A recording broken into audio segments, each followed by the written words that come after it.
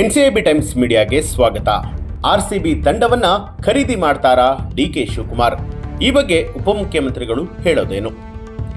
IPL ಅಲ್ಲಿ ಅತಿ ದೊಡ್ಡ ಫ್ರಾಂಚೈಸಿಗಳಲ್ಲಿ ಒಂದು ರಾಯಲ್ ಚಾಲೆಂಜರ್ಸ್ ಬೆಂಗಳೂರು. ಅತಿ ಹೆಚ್ಚು ಫ್ಯಾನ್ಸ್ಗಳನ್ನು ಹೊಂದಿರುವಂತಹ ಆರ್ಸಿಬಿ ಈ ಬಾರಿ champions ಟ್ರೋಫಿಗೆ ಮುತ್ತಿಟ್ಟಿದೆ.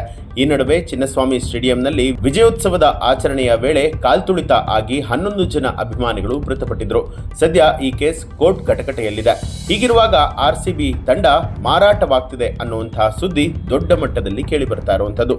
Bengaluru royal Challengers America ಮೂಲದ ಕಂಪನಿಯ ಒಡೆತನದಲ್ಲಿದೆ. ಈ ಕಂಪನಿ ಆರ್ಸಿಬಿ ಸೇಲ್ ಮಾಡ್ತಾ ಇರುವಂತಹ ಸುದ್ದಿ ನಿನ್ನೆಯಿಂದ ಕಾಡ್ಗಿಚ್ಚಿನಂತೆ ಹಬ್ಬಿರುವಂಥದ್ದು. ಉಪಮುಖ್ಯಮಂತ್ರಿ ಡಿಕೆ ಶಿವಕುಮಾರ್ ಆರ್ಸಿಬಿಯನ್ನ ಕೊಂಡುಕೊಳ್ತಾ ಇದ್ದಾರೆ ಅನ್ನುವಂತಹ ಬಿಸಿ ಬಿಸಿ ಚರ್ಚೆ ರಾಜಕೀಯ ಪಡಸಾಲೆಯಲ್ಲಿ ಹರಿದಾಡ್ತಾ ಇದೆ. ಇದಕ್ಕೆ ಸ್ವತಃ ಡಿಕೆ ಶಿವಕುಮಾರ್ ಅವರೇ ಉತ್ತರವನ್ನ ಕೊಟ್ಟಿರುವಂಥದ್ದು.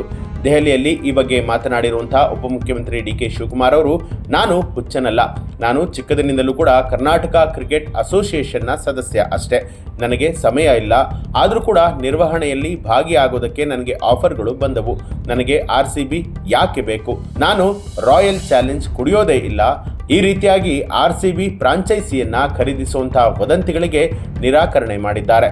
ಆರ್ಸಿಬಿ ಸೇಲ್ ಮಾಡಲ್ಲ ಎಂದ ಯುನೈಟೆಡ್ ಸ್ಪಿರಿಟ್ಸ್. ಹೌದು, ಯುನೈಟೆಡ್ ಸ್ಪಿರಿಟ್ಸ್ ಆರ್ಸಿಬಿಯನ್ನ ಮಾರಾಟ ಮಾಡಲಾಗ್ತಾ ಇದೆ ಅನ್ನುವಂತಹ ಸುದ್ದಿಯನ್ನ ಅಲ್ಲಗೆಳೆದಿದೆ.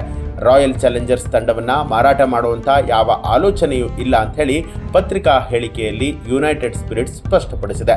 ಕೇಂದ್ರ ಸರ್ಕಾರವು ಮದ್ಯದ ಜಾಹೀರಾತು ನಿರ್ಬಂಧಿಸುವಂತಹ ಕಾರಣದಿಂದಾಗಿ ಆರ್ಸಿಬಿಯನ್ನ ಮಾರಬಹುದು ಅನ್ನುವಂಥ ಸುದ್ದಿ ಕೂಡ ಹರಿದಾಡ್ತಾ ಇತ್ತು. ಈ ಕಾರಣಕ್ಕೆ ಮಾಲೀಕರು ಇದೀಗ ಸ್ಪಷ್ಟನೆಯನ್ನ ಕೊಟ್ಟಿರುವಂಥದ್ದು. ಸ್ನೇಹಿತರೆ, ಈ ಒಂದು ಮಾಹಿತಿಯ ಬಗ್ಗೆ ನಿಮಗೆ ಏನನ್ನಿಸ್ತು ಅನ್ನೋದನ್ನ ಕಮೆಂಟ್ ಮಾಡಿ ತಿಳಿಸಿ. ನೀವಿನ್ನೂ ಕೂಡ ನಮ್ಮ ಚಾನಲ್ ಅನ್ನ ಸಬ್ಸ್ಕ್ರೈಬ್ ಮಾಡಿಲ್ಲ ಅನ್ನುವಂಥದ್ದಾದ್ರೆ ಈಗಲೇ ಸಬ್ಸ್ಕ್ರೈಬ್ ಮಾಡಿ, ಬೆಲ್ ಐಕಾನ್ ಒತ್ತಿ.